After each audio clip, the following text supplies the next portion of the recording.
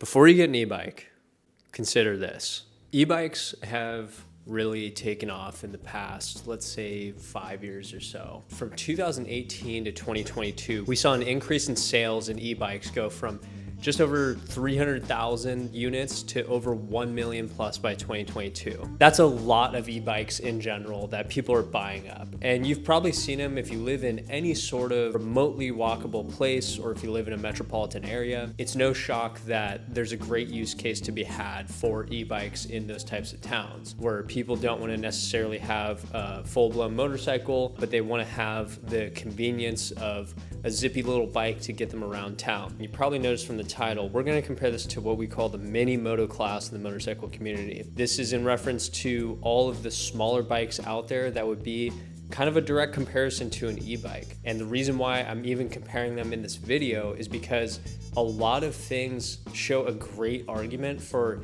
if you're gonna go out and spend $4,000 on a Super 73 e-bike, why not just get a motorcycle at that point? But it's not always as cut and dry as people make it, right? There's a lot of factors to actually consider here. It's not gonna be as straightforward as just getting on either bike and going across it. There's a lot of things to consider. So in this video, we're gonna be comparing the two options. If you want to get an e-bike, or if you want to get a mini moto and actually have a motorcycle, a very small bike to get you around town. So with that, let's talk about e-bikes first before we go to the mini moto class.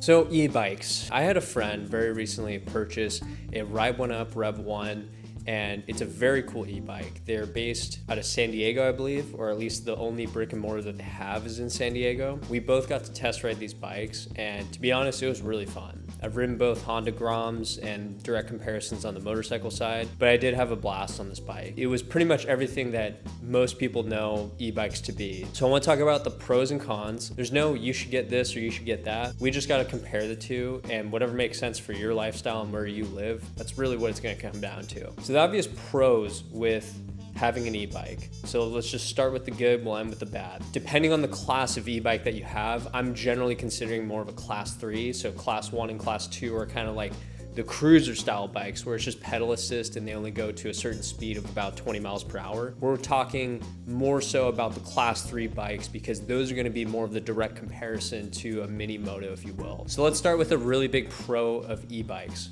You don't need a license. So that's a huge plus, right? The barrier to entry is extremely low. That's why you have so many 15-year-olds popping wheelies, doing crazy stuff on their bikes in these areas, and just doing dangerous stuff. I mean, it's honestly kind of an epidemic in certain beach cities. Like I live in Southern California near Newport Beach. You see people just blasting down the boardwalk going 30 miles per hour, and there's some inherent issues there, right? The point is that anyone can hop on these bikes, and they don't need to go to the DMV. They don't need to register anything specifically, and that's great. I mean, anytime, especially in California, that I can avoid the DMV, I'm all for that. That's a huge plus, and that is going to be a big notch on the e-bikes part. And I think a huge reason why so many of these models are bought out and there's more companies on the rise, because again, the barrier to entry is so low. The second part I honestly should have led with this is another huge pro is that we're not having to use any sort of gasoline for this. Now, whether that's because you're trying to be a net zero hero or you're trying to cut down on gas costs, whatever it might be, spending less money on gas is always appreciated. It's something that I made a video on about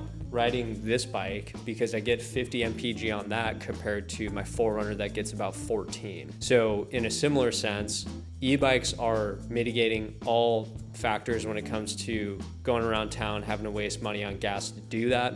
That's a huge plus. The other thing that I'll compare to is that if we were to actually look at the size of most e-bikes, most class 3 e-bikes that look like a moped, those bikes actually have a very similar footprint to a mini moto, like a Honda Grom. Where they still have an edge is in the fact that they're almost always half the weight. So these e-bikes are not made up of terribly complex components outside of the motors and things like that. But the main point that I'm trying to drive home here is that if you live in an area where space is very tight, you will get away with more with an e-bike than you will a mini moto and things of that such. The frame and the configuration and the ease of storage, you can put this on the side of your garage and still park your car in the garage at the end of the day. Huge plus for e-bikes, and it's very useful. Okay, so not having to get licensed or register your e-bike with the DMV, huge plus. Not having to spend money on gas, also a huge plus. Not having to worry about as much space is another huge plus. One thing I wanted to mention about the pros with the e-bike is also the fact that these are much simpler configurations of bicycles in comparison to a mini moto. What that means is you don't have an engine with plenty more moving parts and a lot more mechanical items to account for. If your motor goes out, you simply buy a new one, attach it, whether it's a hub motor or something standalone or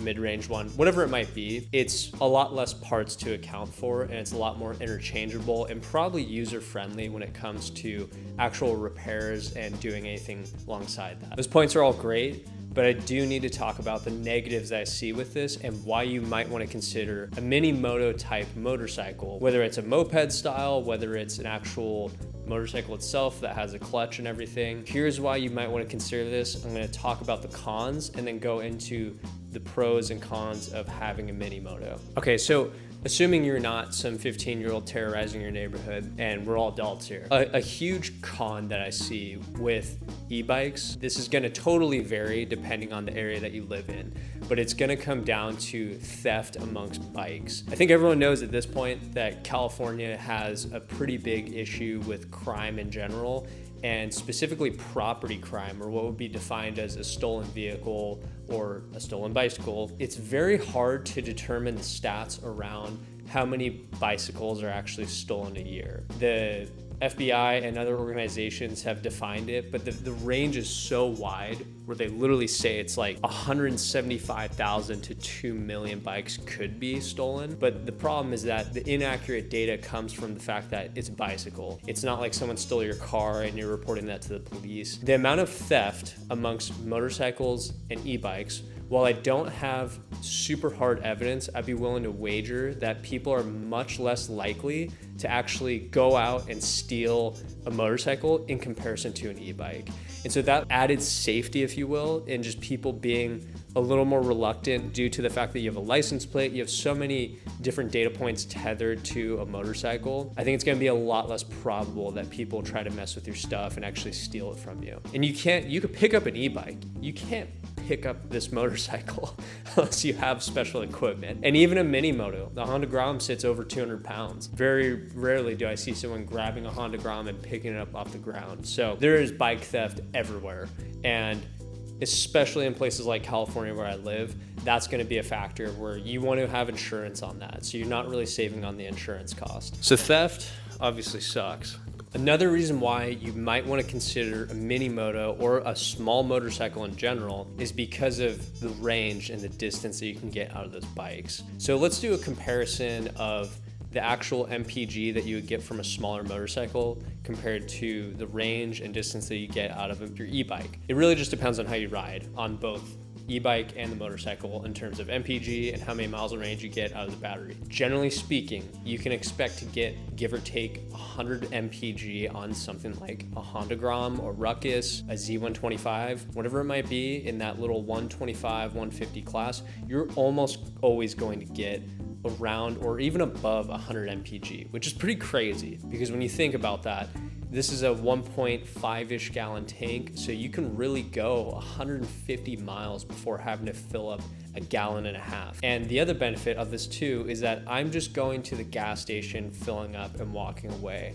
I'm not having to put a secondary battery on my bike or rig, something that's very heavy and cumbersome, or having to wait for it to charge. This is not something where in 45 minutes you can just fast charge your e-bike battery and have it good to go. This is something where you really have to plan for it, and if you run out of battery, it's gonna be a while if you don't have a secondary backup till you're gonna be back in commission and ready to rock. Range, while it's not terrible on the e-bike, you get much more time savings out of having a mini moto or motorcycle in general, and you get a lot of range. I wouldn't even say that the gas cost is really a con with these smaller motorcycles because it's so cheap to run them. The other thing I want to address before I forget this thought, so many big e-bike manufacturers, I'm talking very reputable brands out there, they all, generally speaking, source their motors out of China from a few big players out there. Like, I'm going to butcher this, Bafang.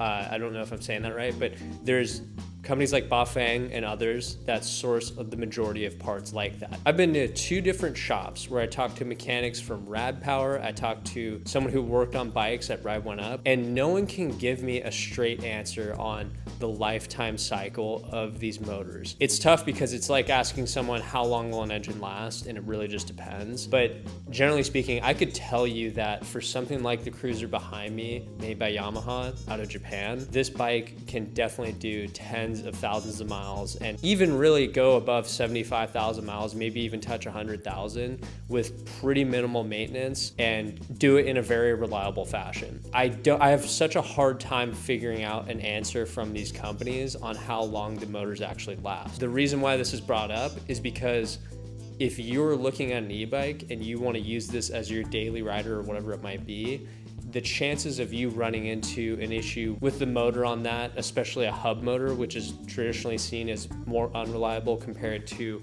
a motor that's separated and ran by a chain or a belt or something, that's going to be less reliable, generally speaking, compared to something like a Honda mini moto bike. I keep defaulting to Honda because that's just what I know, but Honda is such a great example because they have these small 125cc bikes and they will go 50,000 miles plus.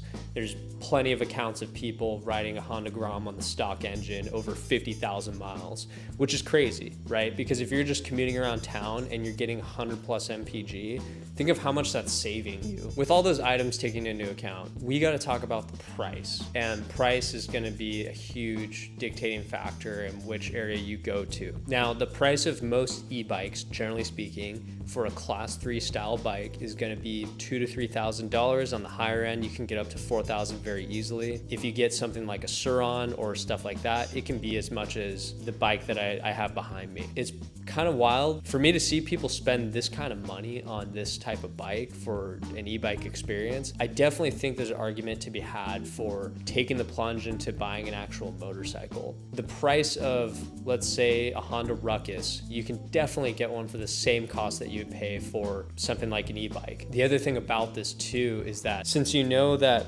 generally speaking, most mini moto bikes are probably going to last longer than the China source components on an e-bike will. You know that you can buy this in the used marketplace and not have some really clapped out bike that you just got to live with and fix up yourself. It might not be that much to replace parts on e-bikes, as I mentioned earlier in this video, but the main thing is that there are plenty of mechanics out there that'll help you with motorcycles compared to e-bikes. The support and software that's ran on certain bikes, it can be very niche. Since there's a lot of players that came into the marketplace, the support is not going to be to the same level as me taking my bike to a Yamaha or a Honda dealership. And there's something to be said about having support from a dealership standpoint. Now look, I'm biased, so I'm gonna lean more towards the motorcycle, but there are some inherent cons with getting a bike. The main one that I'm gonna bring up here is that you have to register this bike, you have to get proper insurance. Those all can be a pain. You have to get your M1 license. The barrier to getting a motorcycle is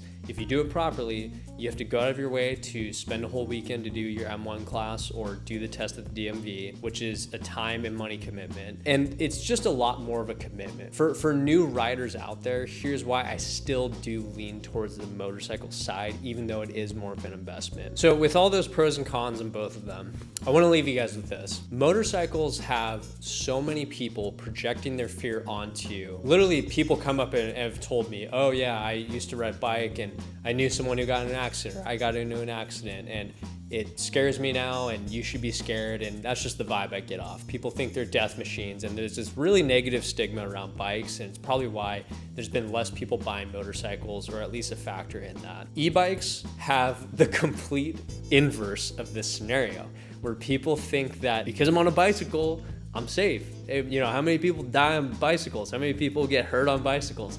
Not a lot, and you don't really think of them as lethal injuries. And while there's some validity to that, as we enter this world of e-bikes that go 40 miles per hour or 30 miles per hour in that range, you really can get hurt. That is a very fast speed, and you get this very weird false sense of security because you mentally tell yourself, I'm on a bicycle. So there's these intangible items you really have to take into consideration. I think personally that people should definitely take the same safety precautions in terms of the helmet they wear, in terms of the gear that they wear, their hands, legs, whatever it might be. You should take the same ones you would with a motorcycle if you're getting a class 3 e-bike, in my personal opinion. You might look like a hardo, but at the end of the day, it's your safety, your head, your hands. You only have one body, just take care of it. So I'll leave you guys with that. I would love to hear in the comment section below, for all the people who bought e-bikes recently, I'm very curious, why did you buy your e-bike and why did you not consider getting a small motorcycle that would cost almost the same amount of money? I would love to just hear people's thought process through that. Feel free to comment anything you guys would like or any feedback from the video, but stay safe out there. Thank you guys again, and I'll catch you on the next one.